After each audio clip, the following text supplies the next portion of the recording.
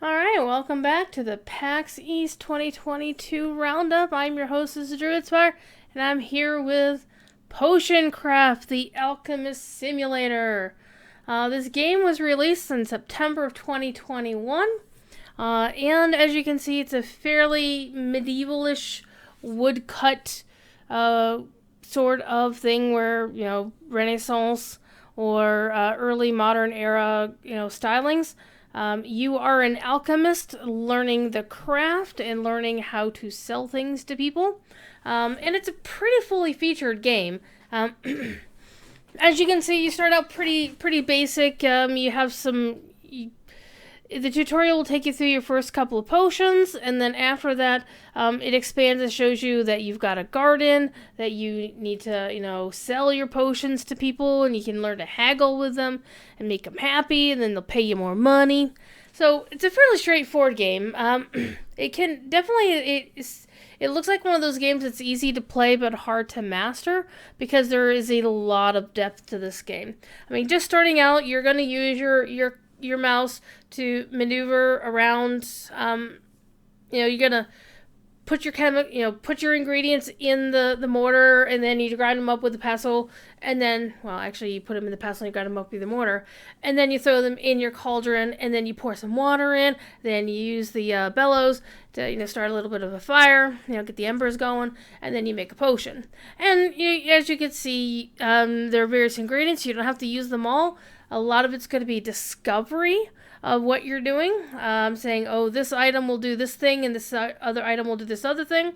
And there's a recipe book that keeps track of your discoveries. You can, write yourself some notes, see how good a potion will be. You can also log improvements to your skill sets in this logbook. The game was created by niceplay Games and is being published by tinyBuild, which is where I discovered it at the tinyBuild booth at PAX East. About the only thing I would say about the booth is it was very, very charming. They built this little area with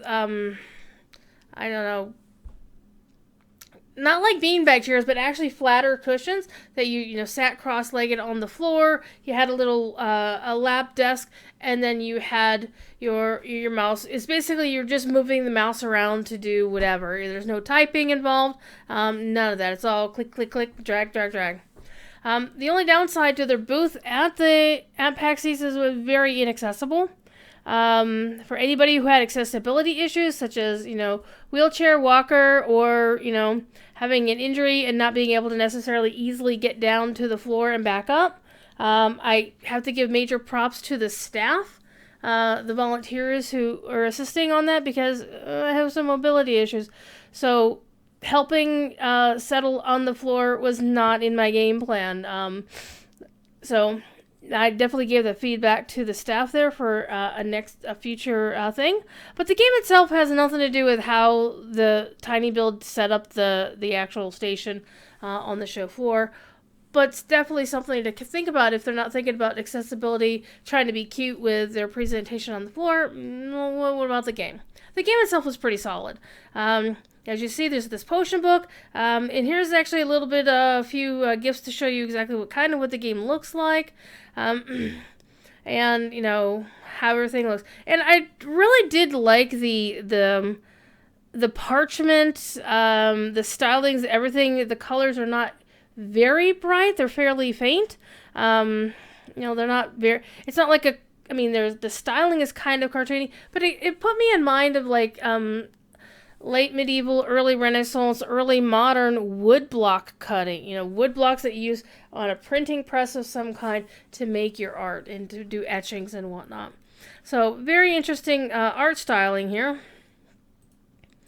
And as you can see, what you're doing is as you're making a potion, your quest is going to take you to a destination. You add things to your potion, you mix it up, and you might do all kinds of weird things. Your potion might look a little drunk, depending on if you're actually being successful at, completing your quest. Because you'll be given quests of okay, you need to make this kind of potion, this customer is expecting this sort of thing. and then you have to go out and get it, or go out and brew what is necessary.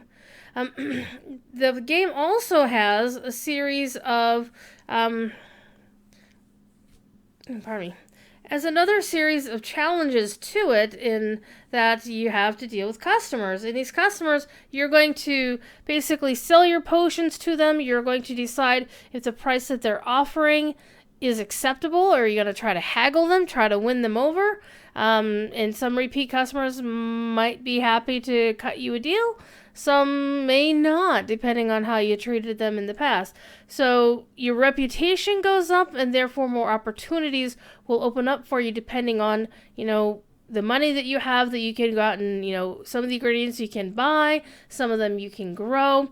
But in general terms, the other side of the game is actually the haggling portion, is dealing with your customers and deciding, how you're going to interact with them.